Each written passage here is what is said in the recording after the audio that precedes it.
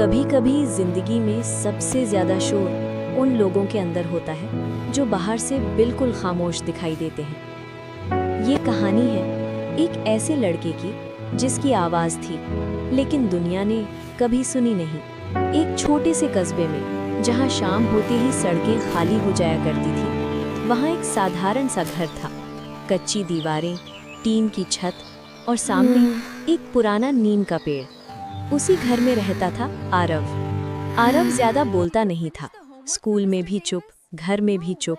Class में बच्चे कहते ये बोलता क्यों नहीं, डरपोक है शायद। लेकिन कोई नहीं जानता था कि आरव के अंदर शब्दों का समंदर था जो बाहर आने से डरता था। आरव का एक सपना था, रेडियो जॉकी बनने का। उसे आवाज़ों से प्यार था, रेडियो पर चलती कहानियाँ, अनजान लोगों की बातें, रात में बजते गाने। हर रात वो पुराने रेडियो के सामने बैठकर धीरे धीरे बोलने की कोशिश करता। हेलो, आप सुन रहे हैं? लेकिन आवाज़ बीच में ही टूट जाती। दिल तेज धड़कता, हाथ कांपने लगते। पिता कहते सपनों से घर नहीं चलता। माँ कुछ नहीं कहती, बस चुपचाप देखती रहती अपने बेटे को जो बोल नहीं पाता था। एक दिन स्कूल में सालाना कार्यक्रम था। टीचर ने कहा, आरव तुम कहानी सुनाओगे? पूरा हॉल भरा था, लाइटें तेज थीं, सैकड़ों आंखें सिर्फ उसी पर। आरव मंच पर पहुंचा, माइक पकड़ा और तभी खामोशी। शब्द नहीं निकले। किसी ने हंस दिया, किसी ने ताली बजाकर मजाक उड़ाया। उस पल आरव का दिल टूट गया। वो भागकर सीधे नीम के पेड़ के नीचे बैठ गया और खुद से कहा, अब मैं कभी नहीं बोलूंगा। शाम का समय था। नीम के पेड़ के नीचे एक बूढ़ा आदमी बैठा था। उसके हाथ में एक पुराना टेप रिकॉर्डर। बूढ़े ने पूछा, तुम्हारी आवाज कहाँ है बेटा?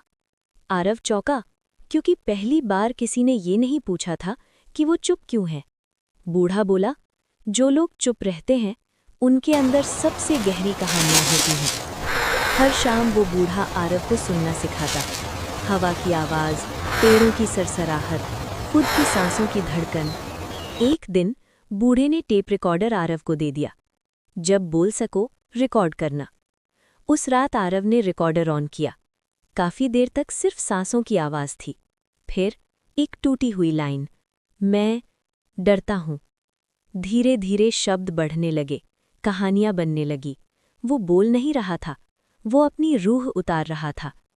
एक दिन रेडियो पर ऐलान हुआ, अधूरी आवाजें, एक खास प्रतियोगिता। आरव ने अपनी रिकॉर्डिंग भेज दी। हफ्तों तक कोई जवाब नहीं आया। फिर एक दिन फोन बजा, आपकी आवाज लाखों लोगों ने सुनी है। आरव की आंखों से आंसू बहने लगे। आज भी नीम का पेड़ खड़ा है, रेडियो आज भी बजता है।